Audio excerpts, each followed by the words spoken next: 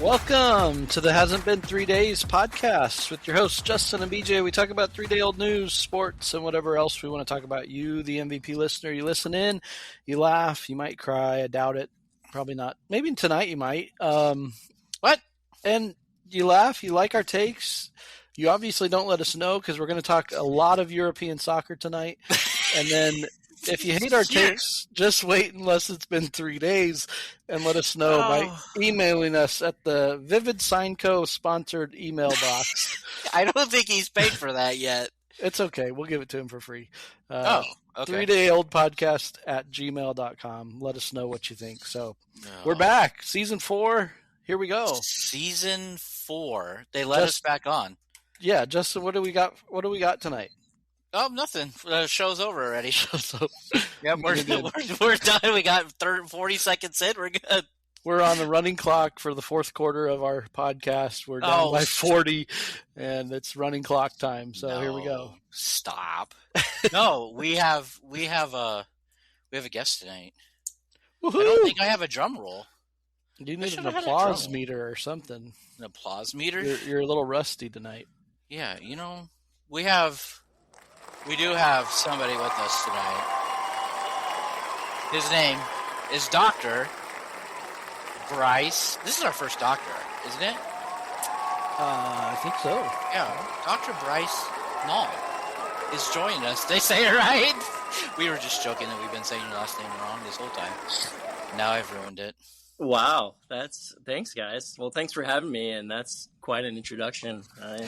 We're doing big this year. We're going to do a lot of, I don't know, noises. I don't know what we call it.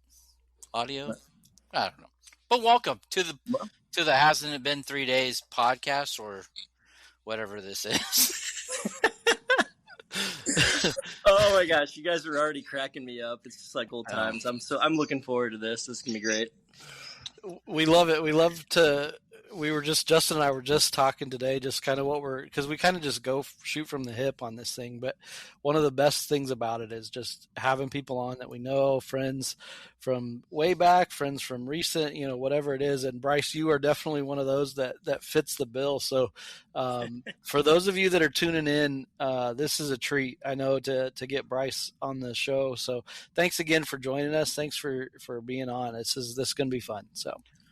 Yeah, you're welcome. Thanks again for having me. So Bryce goes back to our teenage days in Nebraska. Bryce grew up in Hastings, right? You didn't live outside of Hastings ever, did you? No, well, I mean, yeah, I lived in Hastings. My mom's side, they kind of they're farmers. They ran farms kind of between Minden and Hastings. So I just spent a lot of time on the farm growing up, but yeah, no, I grew up in Hastings, so yep, that's home for me. So were you born and raised there then? Raised, yeah. I was born in Norton, Kansas, okay. And family only lived there for a short period of time, and then moved to Hastings, and I basically lived my whole, I don't even know where childhood. Nebraska is. Norton, Kansas. Oh, Kansas. Norton, Kansas. Yeah. Norton Hears the Who. I didn't obviously listen very well. So you moved to Hastings when you were how old then? Oh, I think I was probably 2 or 3. Okay. You're taking me back. I don't remember exactly how old I was, but I don't have any memories of Norton at all. That's probably good. There's not much there. Yeah. Yeah. That's cool. There? Yeah. Man, no, I've never gone back. You have? Back? Wow. I don't think I've ever been there. Oh, I've driven through or by or next to or whatever. I mean, it's a dot on the map. I flew my plane past it. There's not much out there. Yeah, if I'm remembering right. So, no. Yeah. It's not far across the Nebraska-Kansas border, but so. Yeah. So probably, if I'm not mistaken, I haven't pulled up a map. I'm thinking. So it's just below. That's what I was envisioning was northwest part of Kansas, out by Colby, in that area, out in the that corner. It's kind of west or central, but yeah, it's in the northern part of Kansas. Yeah, just across the border. Cool. Yeah. This is the most northern Kansas we've ever talked about. I know. I'm like, Right. I didn't realize we were doing it. We're gonna go. We're going deep. We're going deep. North. Yeah. It's all good. We go to those places, those hidden places that nobody knows about. That we get right into the nook and cranny of the places nobody cares about. We're Too. going to talk about the cafe that everybody loves the pie from here in a little bit too. That's right. Yeah. Well, I have a question for you because I'm going to jump right into this from a sports standpoint. I know some of our listeners hate that, but some of our memories are playing ball together, and it was good. But I just need to know who was responsible when it comes to your mom or your dad giving you your jump shot. Who was responsible for teaching you basketball? Oh, hands down, my dad. Yeah. I mean, mom was always very supportive when it came to sports, but I mean, dad was always kind of in there, helping coach on teams, out in the driveway, playing one-on-one or kind of showing me how to, dribble with either hand or shoot the ball or even in the backyard, just, playing catch. So dad was always, very influential in my young athletic career. So yeah, that's cool. Yeah, Justin, what are your memories of playing ball? You probably just played ball against Bryce. I don't know that you actually played with him. Did you? I don't know. Did we? No, we were on a team. He was on the team when we went to Kansas and played. Yeah. Landon and all them were on that team. Oh, okay. Yeah. We were the young ones, I think, at that point. Mm-hmm. Yeah, I remember. I mean, like my first memory of playing at Mid America at regionals was I was maybe in 8th grade, and that was the team with Landon and Metcalf and a couple of their friends. Phil Spiker was on that team. That's right, he was. Did Aaron? Did Aaron? No, I couldn't remember if he did or not. I think Aaron Offit did, but Travis Laird played on that team. Yeah. So I was kind of just along for the ride mostly at that point. But yeah, I played all those years, all through high school on those Mid America regional teams too. So. Yeah, that was fun. Some good memories for sure. Oh yeah. You played for Hastings High, correct? I did. Yeah. I played basketball all through high school. And did you play other sports as well? Yeah. So the first couple years of high school, I played football, and then my junior and senior year, I switched over for fall sports. I ran cross country, and then obviously winter was basketball, and then in the springtime, I ran long distance on the track team. Played some baseball in the summertime. I didn't play. It was mostly public leagues, though. I didn't play like Legion ball or on any sort of traveling team or anything like that. But really enjoyed baseball a lot. So, yeah, me either. I was too good, so I just decided not to embarrass other people. Crickets. Crickets. Exactly. Yep. Yeah. Justin was always I could have done that person. Yeah. And he could have. He absolutely could have. Oh, yeah. But, yeah, that's true. So, that's cool. So you played for the school, then you would come out and play for main event at the local level where we'd play against you guys, and then regionals where we were on the same team. Justin and I, when we talk about those memories, the Hastings team was always tough. Omaha Central was tough. But it was between those three, the Hastings group, the Lincoln group, and the Omaha Central group. And no one ever liked Lincoln.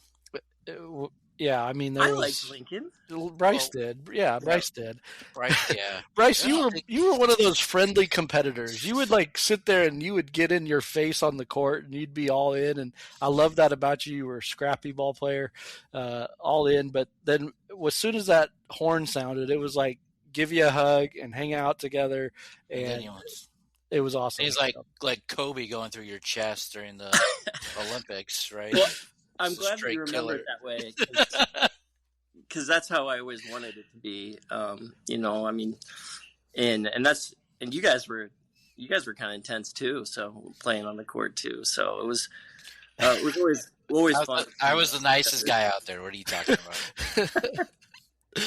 But yeah, that's how I remembered as well. I remember the Omaha Central teams, and you guys, and yeah, it was main event was always a lot of fun. I mean, the way they set that up with the tournament and everything was always really fun every year. A lot of great memories. Now they don't do it that way anymore. Now They don't. No, it's like show up and then you play. Like they don't do it that way anymore. Really? Yeah. No, I think the aspect of those sports, you know, having clubs that are so deep that those kids are playing club ball and stuff now.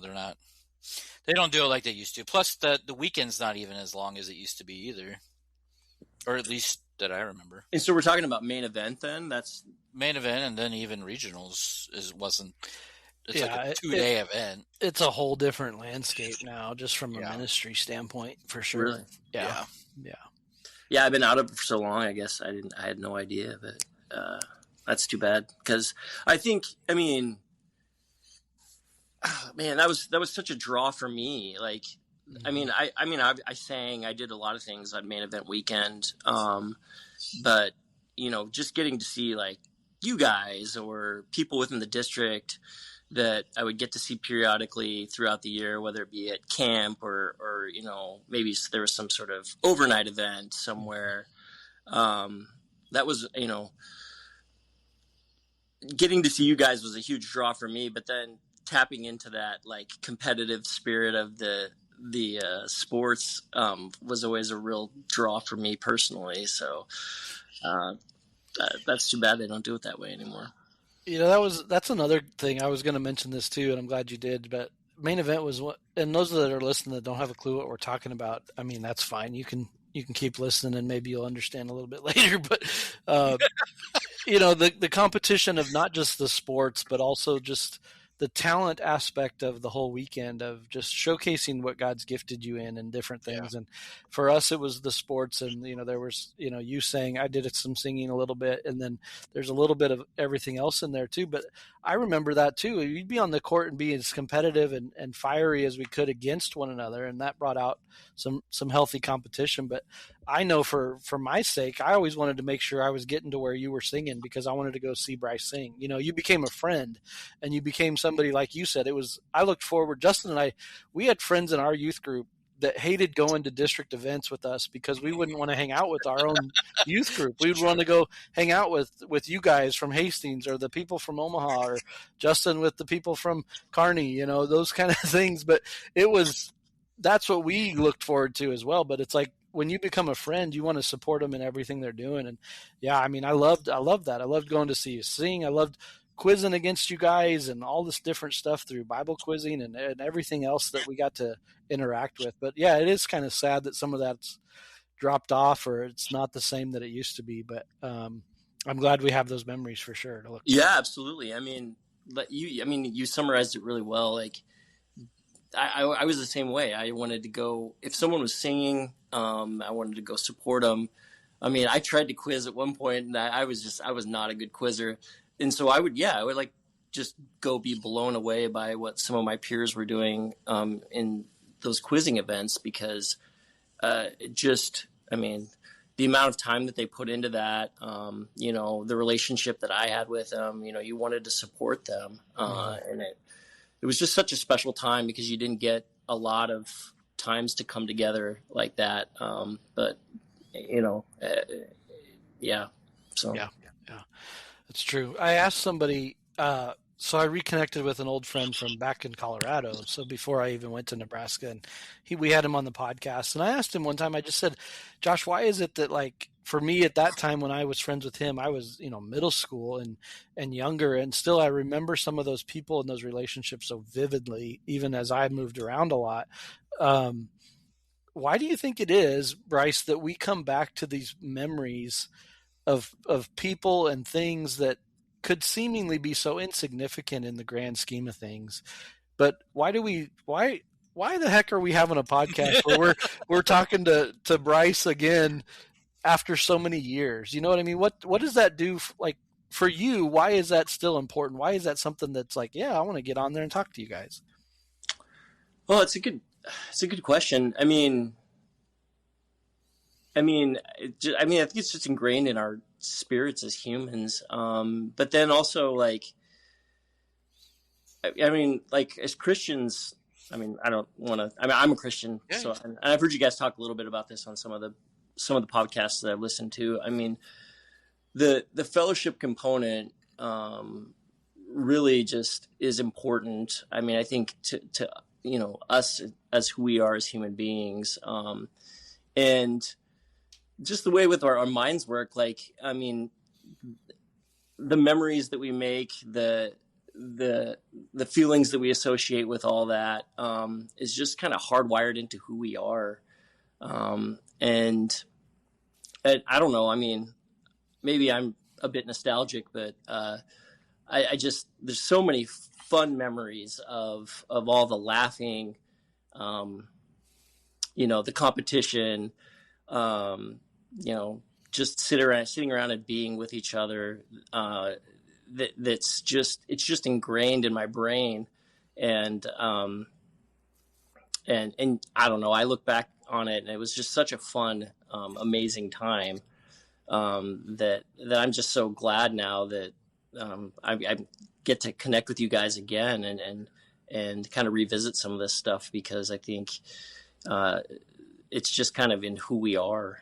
Mm-hmm. Yeah. And I think also when you find those people that, it's like an instant connection, and then that they're going to be there. Like Bryce and I haven't talked to each other for how long, and then he shows up back in Lincoln, and it's literally just talking about the same things. It hadn't stopped. Like, I think once you find that and you find those people, and I think we have that across a lot of the people that we saw in the Nebraska district. Like, I bet we could sit around and we could probably have the same conversation with, like, Brooke and Beth, all these people that we've interacted in the past, but I think, our paths have crossed in other places and we reconnect. I mean, it's, yeah.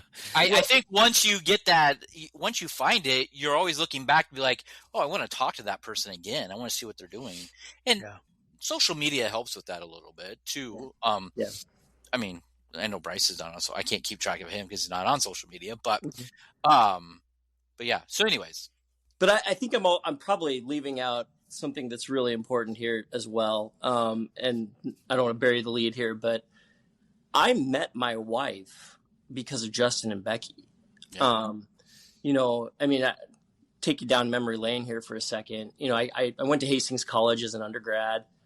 And then when I graduated, I wasn't sure exactly what I wanted to do. I landed in Omaha working in a food chemistry lab for ConAgra Foods.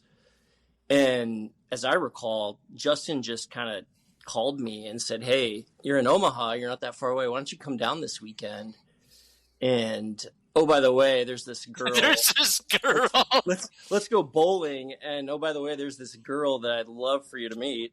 And I was like, he's like, it's not a blind date. We'll just hang out and see. And I met Tina through these relationships. So, I mean, like, you think about how much that's impacted my life. I mean, I have a son now. It was almost 3.5. And I mean, please Tina tell me you didn't name him Justin. No, Lincoln. Justin. But Tina, I mean, what's amazing is Tina like spent her high school years in Grand Island, just down the road from Hastings.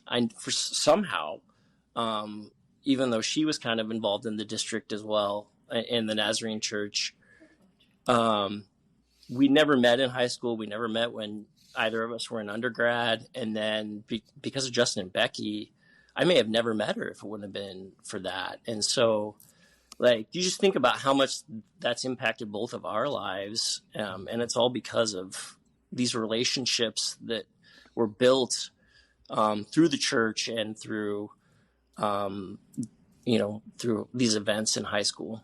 BJ, did you ever meet Tina? I could be snarky right now, but I won't be. No, Tina was a wonderful person, and She is a wonderful person. she is a not wonderful was. person. Yeah, yeah. I have a little bit of a history with Tina as well. Yeah. Oh.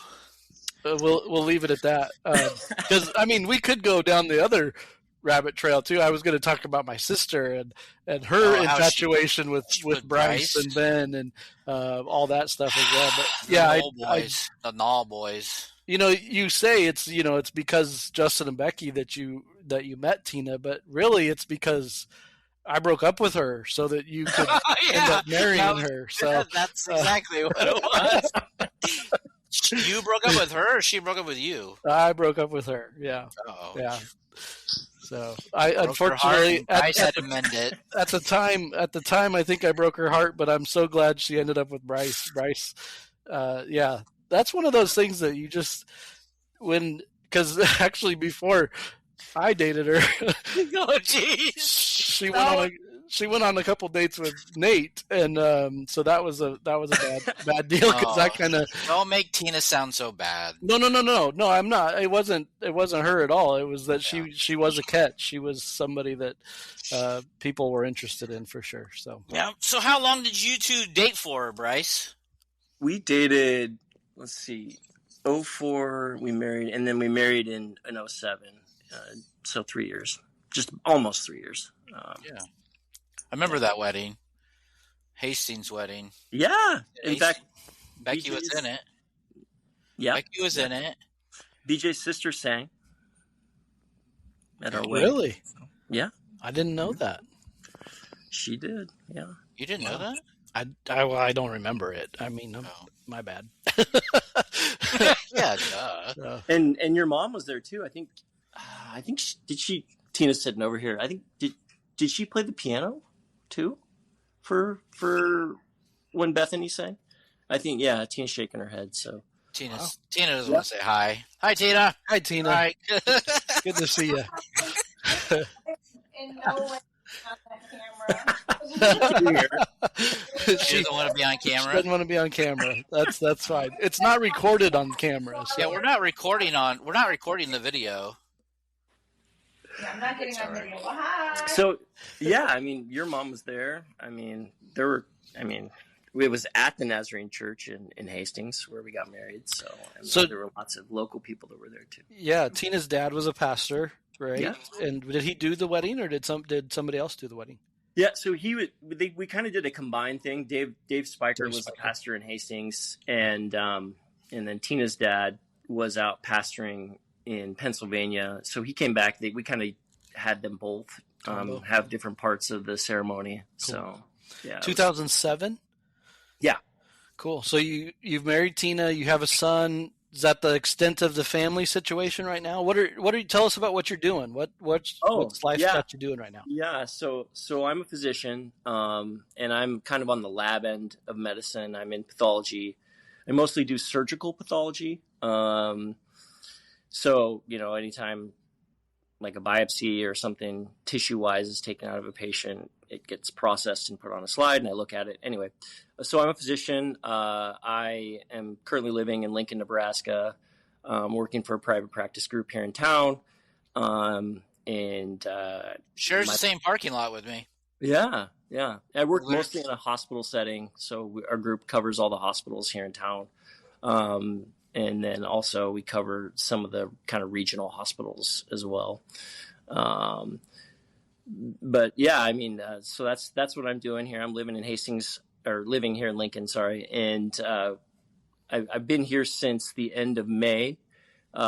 Previous to being here, I was in Sioux City for 8 years, doing the same thing with a private practice group in Sioux City, Iowa. And we moved here just because it seemed like it was going to fit our lifestyle a little bit better. I mean, Sioux City's pretty close to family. But Lincoln seemed to fit us job-wise and lifestyle-wise a little bit better. So, yeah, and Tina's here. She's teaching for Lincoln Public Schools, and haven't been here very long, but that's what we're doing. Nice. What grade is she teaching? Sixth grade. Science and math. Awesome.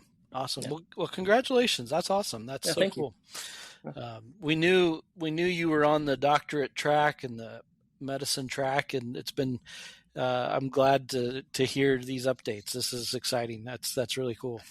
Yeah, it's nice to be back. I mean, medicine's such a long and kind of winding road. I mean, I did medical school in Omaha at UNMC, but then residency ended up in Colorado, and then I ended up doing a year of fellowship down in Houston. And so, once that was all kind of winding down, we really wanted to come back and be closer to family. And it's been just amazing to be back and be here. So, does it feel like there's especially you said you were in Sioux City for 8 years, but coming back to Lincoln and Nebraska, is there kind of just a weight lifted off because you feel like you're back home and you can kind of settle into this is where we want to be kind of thing? Or yeah, it is. I mean, from the social part of it, things, and then the professional part of things. I mean, because once residency, med school was many years, and then residency was 4 years, and then I did a year of fellowship. So I mean, that's like 9 to 10 years of my life.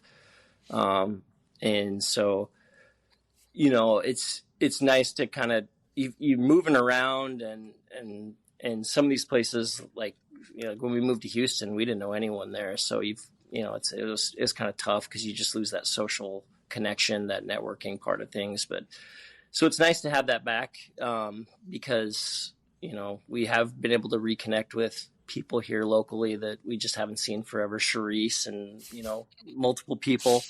But then also, like, from the professional side of things, like, you do all that training and, it's kind of graduated responsibilities. You're going through it. But you always kind of have someone, looking over your shoulder and making sure you're doing the right things. And professionally, it's kind of like, yes, I finally get to kind of just do my, practice, the way I need to now. It's nice to know that you've accomplished it. And then at the same time, it's like, oh, it's nice that I don't have to show this to someone or make sure someone else is reviewing my work anymore.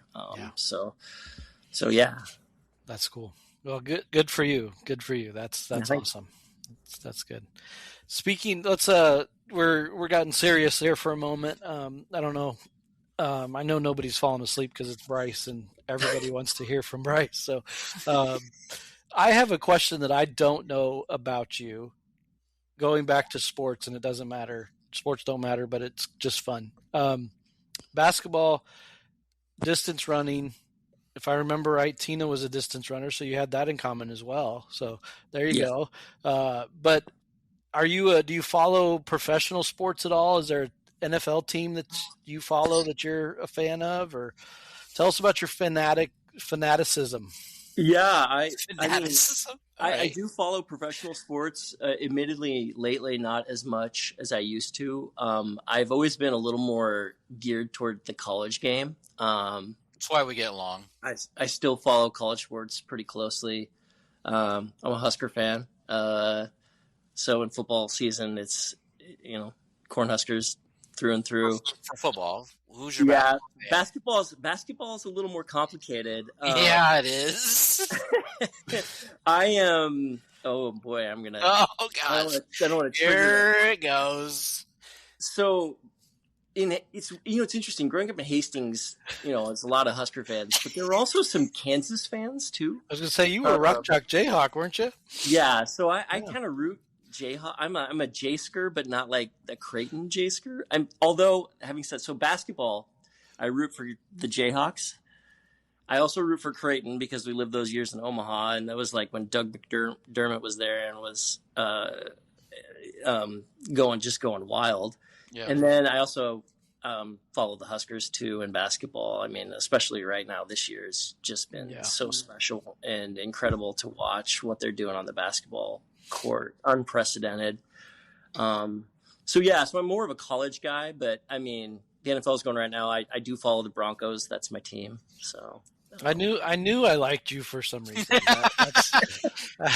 That You was didn't know it. he was a Broncos fan? I thought I did. I was trying to think about this, and I think I asked Justin this pre-show, but I just watched the Elway documentary with my son, who's a Bronco fan as well. I waited to watch it with him, and just huge Bronco fan. Growing up in Colorado myself and living there for 11 years of my life, that became my home team, if you will. So, yeah. But I thought I'd remembered there was a connection that we had there, but I wasn't too sure, so that's why I asked. So, yeah, I'm glad you're smart still. I'm glad you're smart still. Yeah.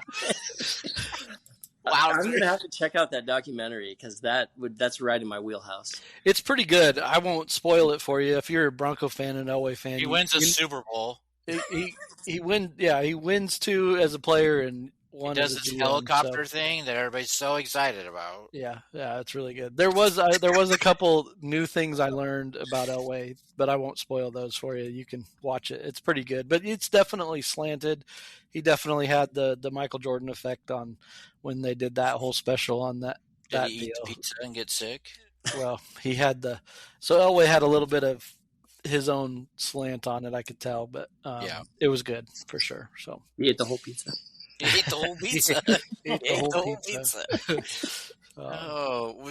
Do you follow NBA basketball at all? I do. You know, I'm curious about this with you guys. So, like with professional sports, I don't know why this was, but like growing up, I always so in NBA, I'm a Lakers fan, and then in baseball, I'm a Cubs fan.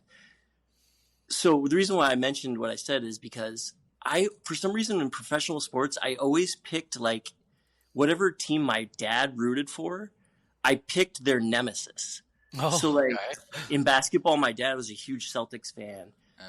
In baseball, my dad was a huge, St. Louis fan.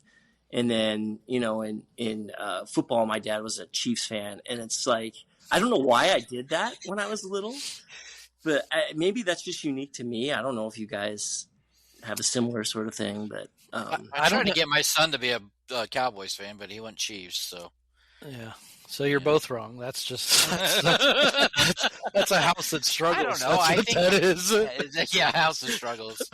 Yeah, no, I think that's.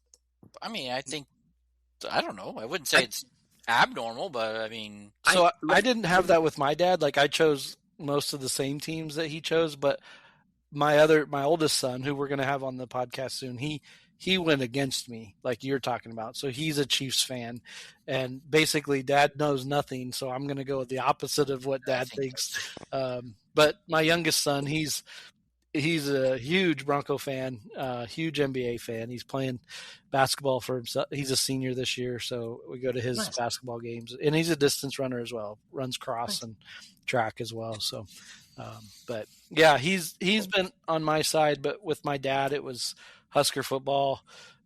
Although I'll tell you, my dad, I won't throw him under the bus too much, but I mean, it's been hard for those old timers that, like, my dad's moved obviously away from Nebraska, but he was born and raised there. So he's a Husker from birth. But when you get this outside perspective of Husker football, it is really hard to continue to be a fan of Husker football when you see so many other teams figure it out, but Nebraska can't seem to figure it out. And it just doesn't totally make sense, especially to some of those old time Husker fans. It doesn't make sense. It's just frustrating. So yeah, my dad, he sent me a Marco Polo, and he said after the bowl game, he was just like, he was really, really down. He's like, this is depressing. I don't want to even watch them anymore. It's just so depressing. So yeah, it's been tough for me to swallow as well. It's funny. I have so many fond memories. Like growing up, that was like a big deal. Was for my mom's side to get together on Saturdays and watch the Husker game, and it was such a big deal because that's harvest time, Yeah. And so for like my uncles or my grandfather to carve out time to watch games. And I just think back, and some of my fondest memories were sitting there like next to my dad, kind of wedged between my dad and my uncle in, watching those national championships games back in the 90s. And I just have such fond memories of getting together as a family, and, you know, having food and having fun together. Yep.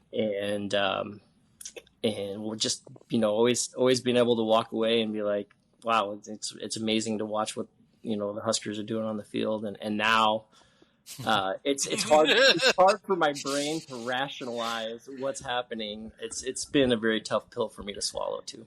Yeah. I commend Justin. He's always Nebraska by 10, but man, it's hard to keep that especially when you're an outsider now, like I am. And Bryce, you've traveled around too. You've seen it from other perspectives.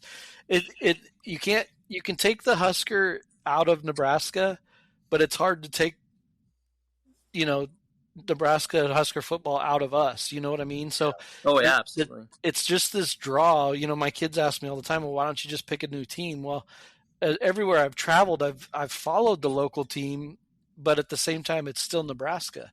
Yeah. Nebraska's still there. And now it's like, why do I even waste my time with Nebraska football sometimes? But it's tough. I love's a strong word. I don't like to throw that love word around, but I do like Matt Rule. I think he's on the right path, but it's just going to be so hard in the Big Ten, I think, to just be old time Nebraska football. I think just Nebraska football, you know, caught magic in those 20 plus years. You know, it just, that's a long time. 25 years of success. TO, yeah. I mean, just if you that's think just about TO. Correct. So, and people didn't like it. But now you can get away with anything. Well, maybe except for murder. Well, and that's part of the thing that I'm having trouble rationalizing to a certain degree, is just given the climate and everything that's happening in college sports. And I mean, it's really hard not to look at what Cignetti's doing at Indiana, and just be like, why can't we do? I mean, granted, that's such a.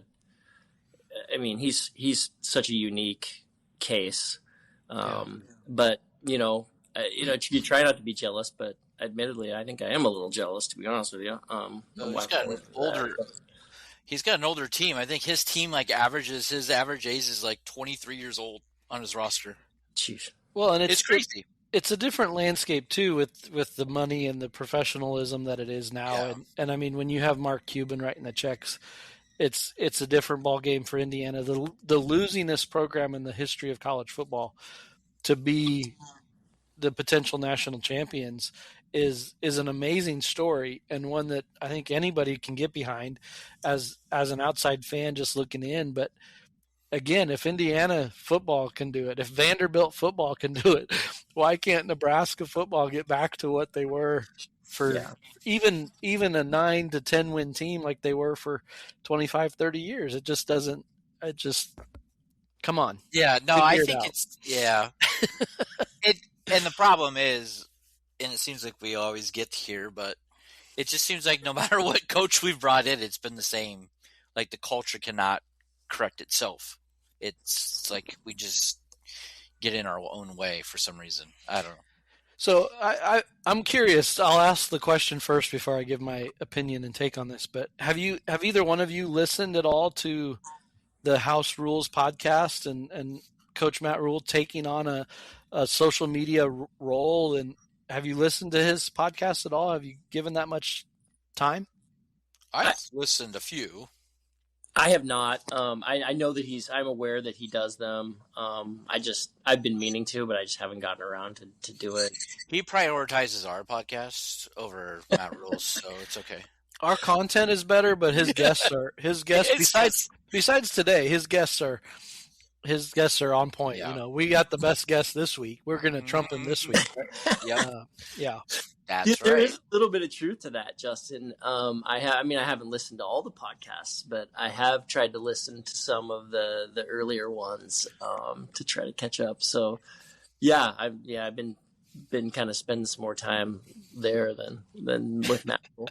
Yeah, it's fine. I mean, we'll let Matt Rule know when we talk to him. I think we're trying. We're still efforting. We're efforting Matt Rule, head coach Matt Rule. So I think we're gonna do a podcast while he's doing his podcast at the same time. Like we'll record a podcast, do a call-in show. Like we'll call into both shows. Yeah.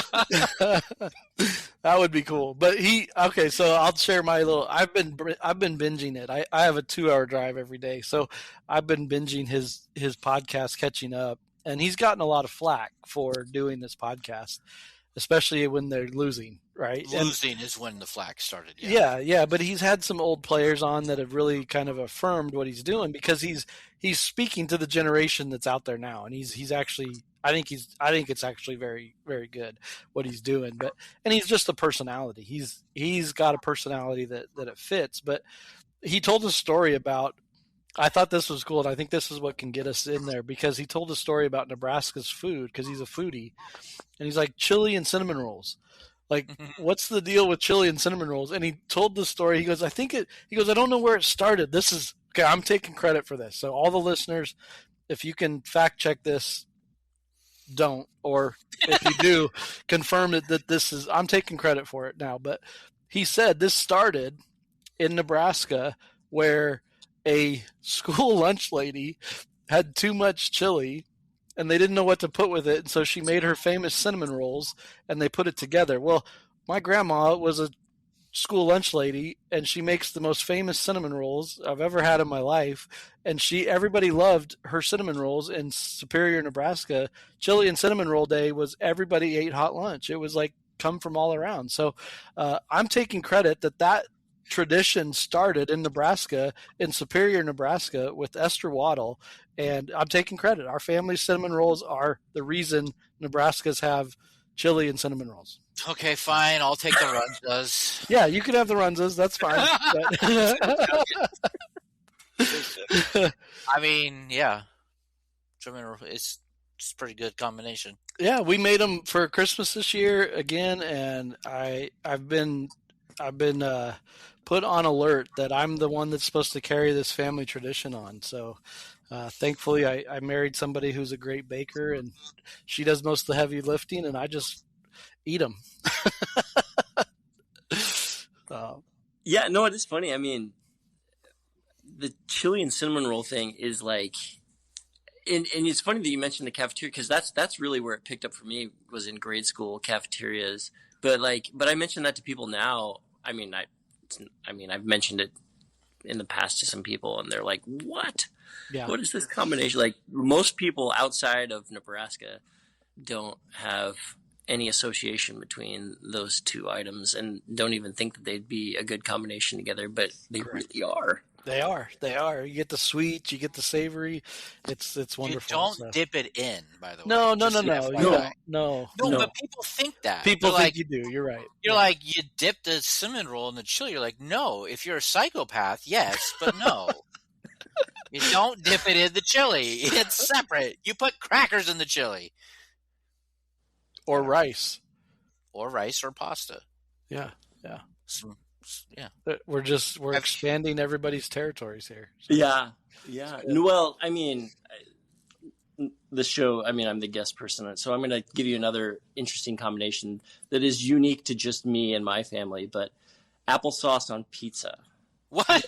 Hold up a second. Hold up. This podcast is going to go for like 3 more hours. Yeah. Applesauce on pizza? Oh, yeah. I expected this response, by the way. Are you talking like you cheese pizza, or like what toppings do we have of the pizza? Say more. It can be any type of pizza. But like so usually chicken pizza with applesauce? Well, when I was growing up, because this is like a Noll family thing, it was either like it could be beef, or it could be Canadian bacon, or it could just be cheese pizza. Usually there's like 1 or 2 toppings on there. Okay. You could put it on a Hawaiian pizza. I could see it on Hawaiian. But I get a lot of side eye whenever I mention this. So I just need to know how much. Is it a dabble? Yeah. Is it a dabble, or is it spread across? No, it's like spread it like peanut butter. Ooh. Oh. Yeah. And so, are you still eating it with your hands, or are you forking this thing now? You can go either way. You can go either way. Okay. Interesting. So yeah, because I'm a pizza guy. You're not using spoons. Like just eating the toppings off with the just like applesauce. scraping it off. Yeah. Like I'll eat the crust last. I hope this triggers lots of responses from your listeners because Applesauce. Because when Tina first saw this, she was like, "What are you doing?" Like, I'm thankful that she still married me. To be honest. I mean that's pretty crazy. That's almost it was just like commonplace for me. But I'll be right back. Hang on a second. Oh, he's leaving. He's going to go ask his wife about this, but applesauce. What this is like something that was tradition with your family, like did it start when you were younger, or did it happen before that? It predates me and my in my life. Like I just growing up, my dad was like, "All right, we're gonna have pizza and we're gonna get out the applesauce and you just pour it on, spread it around." Wowzers! Regular flavored applesauce, none of like the cinnamon or the peach or the mango flavor. Yeah. Oh no! You got to go just regular. Just regular applesauce. Yeah. Sugar-free applesauce or just regular? I'm just trying to break this all down. No. I'm just joking. Huh. Anyway. That is fascinating. Mm-hmm. Fascinating. What about you? Do you have any unique food combinations that over the years people have... Food combinations? Yeah. I used to put ketchup in my mashed potatoes, but I don't think that's that weird. Oh, I don't think that's that weird. Because you dip French fries in ketchup, so... Oh, yeah. But you guys put French mayonnaise in French fries. We do. Not a lot anymore. Yeah. We used to dip, French fries into mayonnaise or mayonnaise and ketchup. That's a little unique, but you do. I mean, we're from Canada, so we like mayo. Mm. Yeah. You're from Canada. I don't know. Haven't you ever seen that movie, The Whole Nine Yards, with Bruce Willis and Matthew Perry? Yeah. Yeah. Applesauce and... So I just stepped out and just made a request because we just ordered some pizza, and so I'm going to try this live. What type of pizza are you going to have? We don't need to go there. We don't need to go there. But you mean the toppings? What's on your pizza tonight? It's just pepperoni and cheese, and now it's going to be applesauce. Are you doing a dabble or a whole spread over the slice? I told her to do it like Bryce said. You just spread it on there. So, but here's the question I have for you, Bryce, because as I stepped out and made this request, my stepdaughter said, I thought maybe if you just dipped it in the applesauce. That could work. But, that could work. So yeah. I know our people can't see that. Nice. Is that enough? Oh my gosh. There's a lot of applesauce. That's pretty close, BJ. I mean, it's a little chintzy, but... chintzy. He says it's a little chintzy, but it's good. You need 32 ounces of applesauce per slice. Okay, I'm going to try this. And see. Are we going to listen to you Feel free to put it on blast if... I mean, Can you chew in the microphone too, please? So we know you're eating it? What is it like? The salty and the savior, like the salty and sweet together, because the applesauce is a little sweet.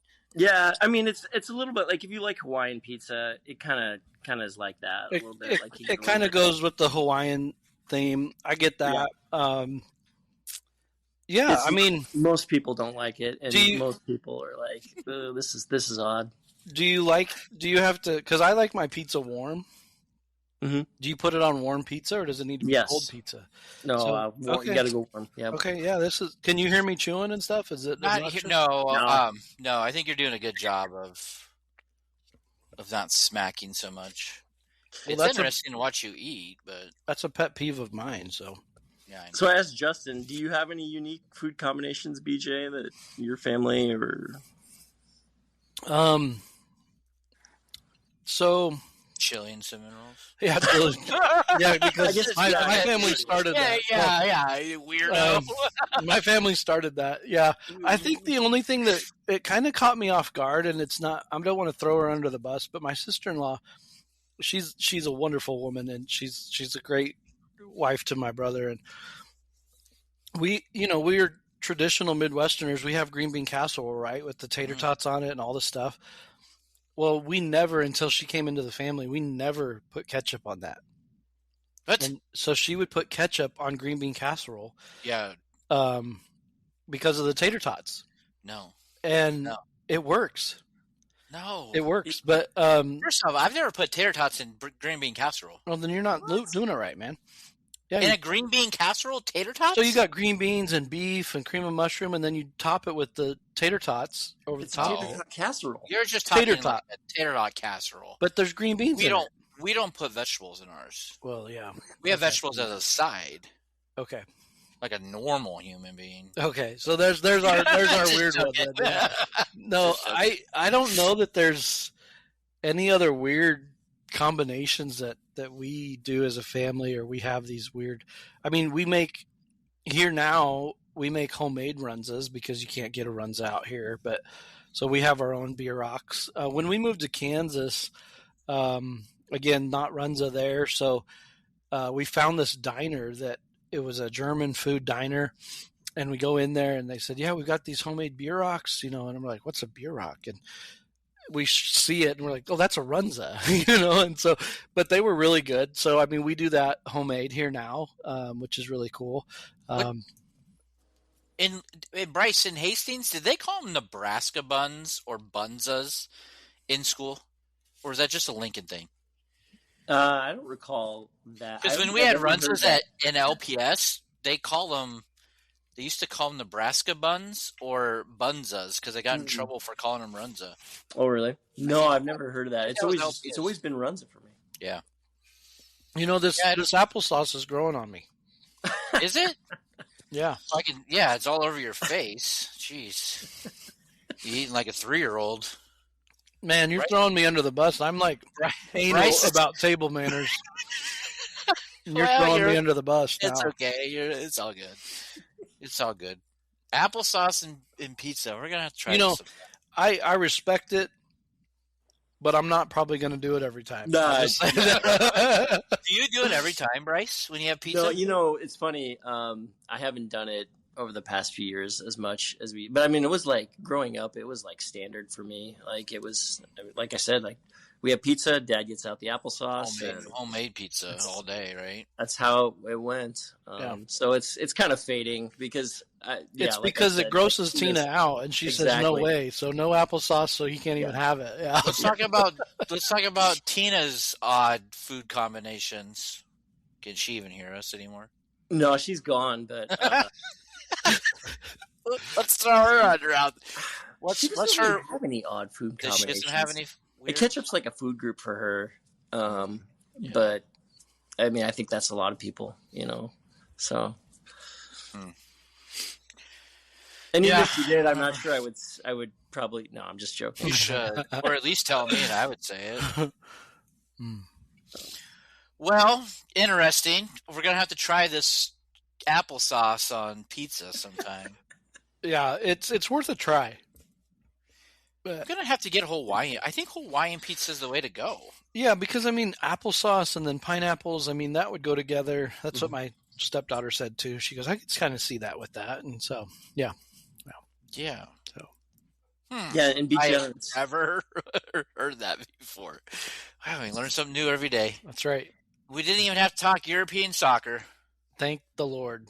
Yeah. Yeah, this was more of a food show than it turned into a food show. Yeah. Which is cool. Yeah. So I got a medical question for you. Okay. What is your take? Round, flush it down, move on. No, I wasn't going there. Okay. It's kind of serious, but really, I mean, it's not going to change anything. But what is your medical professional opinion about the consumption in this generation now of energy drinks, the Red Bulls, all of that stuff, and the effects it has on our kids, on these young people that are consuming these like it's a food group? I mean, it concerns me. I guess Put you on the spot. It'll be interesting to see long term, because I'm sure it'll be looked at. I'm sure right now is being looked at, but yeah.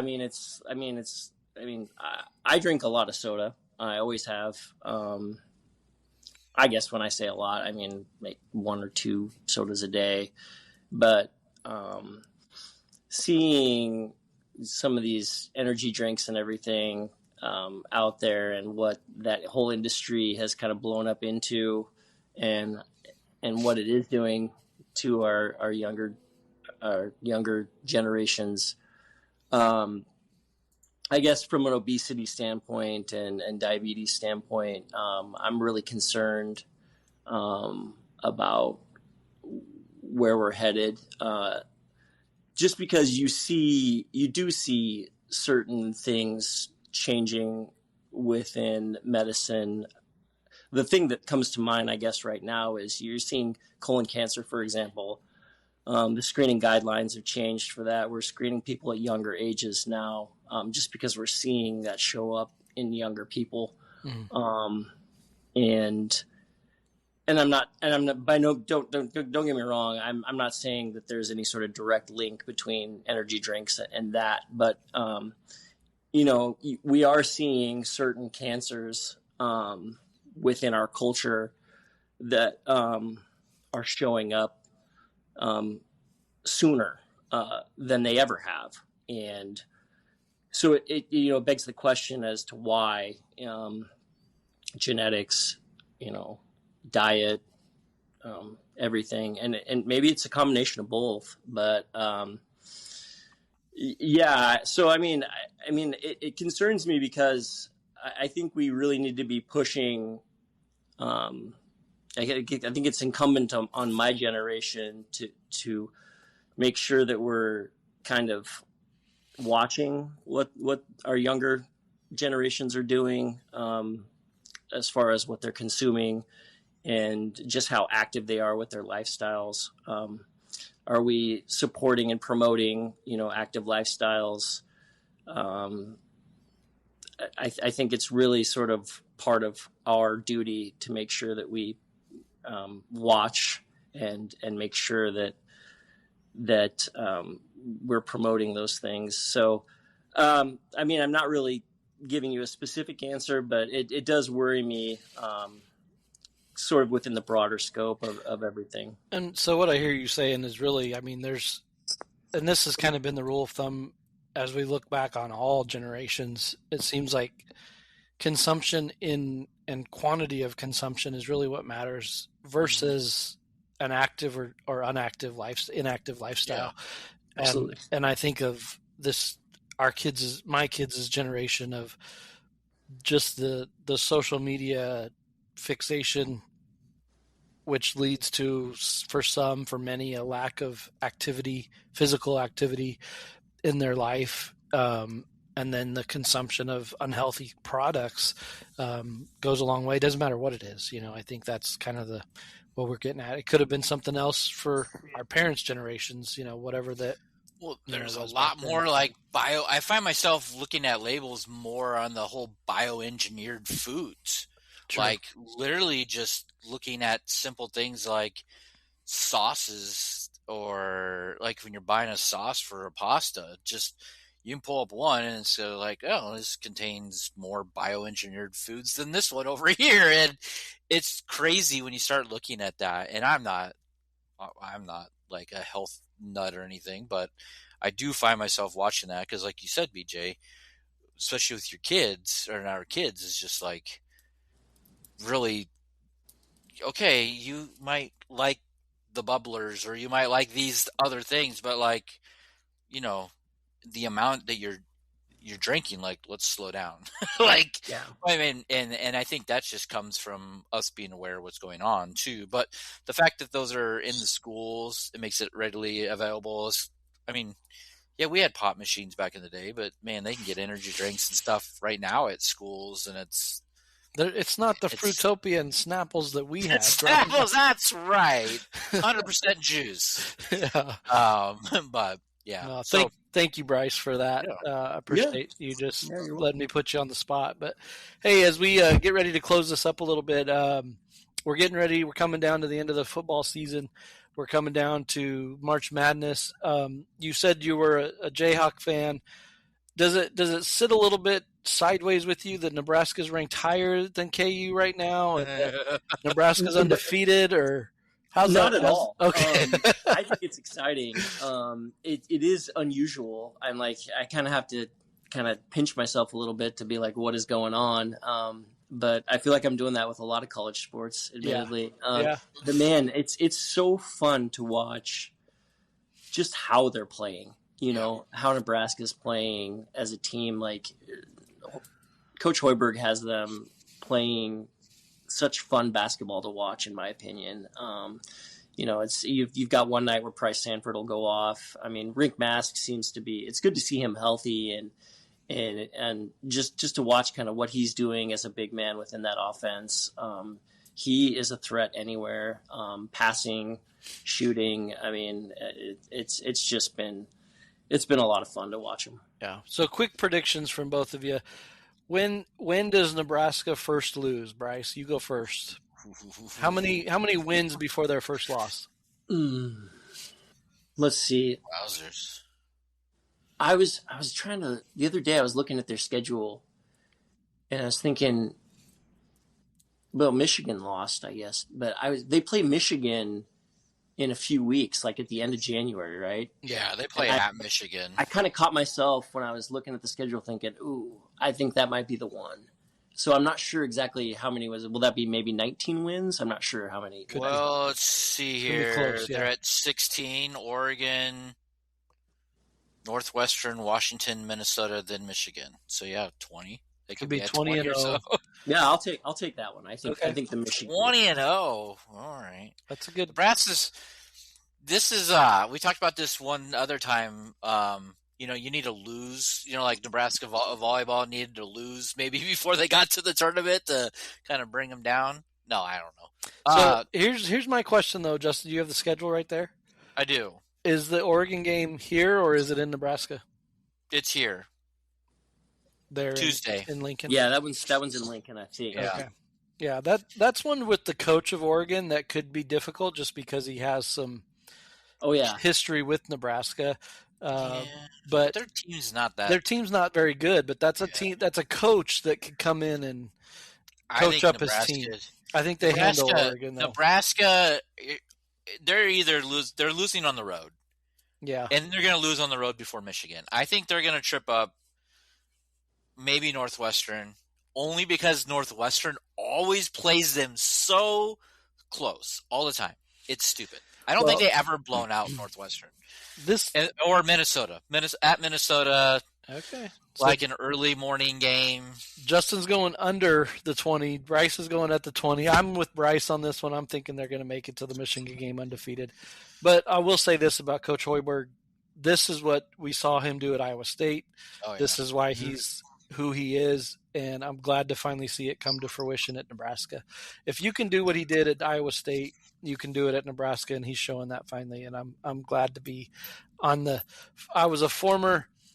Here's a throwback to Tina days. I was a season ticket holder for Nebraska basketball back in those days, and took Tina to a couple games with me back in those days. But yeah, I'm glad to see Husker basketball back on the map for sure. So. It's weird seeing Nebraska basketball where they're at and Indiana football where they're at. It's like Bob Knight and Tom Osborne are like, hey, this is funny. Well, we should watch this. Yeah. Well, good segue. Bryce, who you got in the Natty or Indiana versus Miami? Yeah, it's hard not to go with Indiana, I think, just the way they've been playing all year. I mean, Mendoza that guy is just impressive. So I'm going to roll with Indiana. Okay, Justin? Well, we're going to go Big Ten. So Indiana's going to win. I think it'd be kind of funny to watch Indiana be the third Big Ten team to win it. the last 3 years in the SEC, which everybody thinks this playoff is built for them to win, and they can't do it. I think that'll be funny. I mean, I don't really like Indiana winning, but Yeah. just because you're like, why can't Nebraska do this? But we've already talked about that. But yeah, I think they have the team to do it. They have the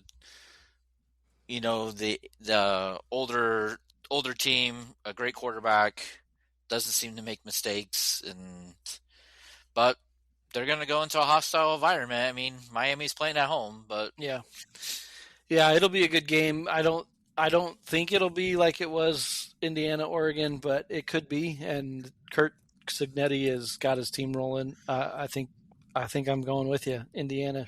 Here's a hot take. I don't like the fact that this game is on a Monday night. It needs to be on a Saturday night. That's my hot take. I agree. I've always thought it. Yeah, I've never really liked that they play the national championship games on Monday nights. I agree with you, but this is also just another ploy from us.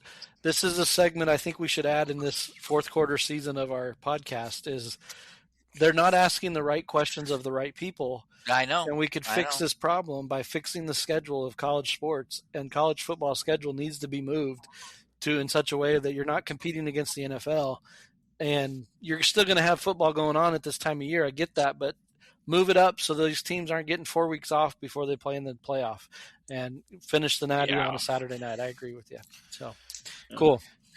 Well, thank you. We agree on everything. We do, yeah. Except for applesauce and pizza. Except for applesauce. We'll figure that out. Bryce, we want to give you, any parting words, any words of wisdom for us or for our listeners. Thank you for joining us. Anything you want to leave us with? No, just thanks for doing this, guys. I've really appreciated what I've been able to listen to. It really brings back a lot of fond memories. And keep doing what you're doing, because I think you're doing it well. Yeah, BJ does a good job. He does an amazing job. No, this is all Justin. I just show up, and he knows it because I don't want to show up. No, these are the nights I look forward to when we have a guest and we get to talk about old times and see how you're doing. So Bryce, thank you, Dr. Noll. It's good to see you again. Good to talk to you. And I'm so glad you're back home in Nebraska. And I'm glad you got a good one. You got a good one there. Hang on to her. Treat her right. So thanks for having me, guys. Really been a treat. Yeah, no problem. Well, MVP listeners, thanks for tuning in. This is the start of the fourth quarter. I'm calling it the fourth quarter, the fourth season. Wait, why are you calling it the fourth quarter? Quit calling it the fourth quarter. But we're glad you joined us. We'll be back next week as we continue 3-day-old news and whatever else we want to talk about. So thanks for joining in. We'll see you next time. See ya.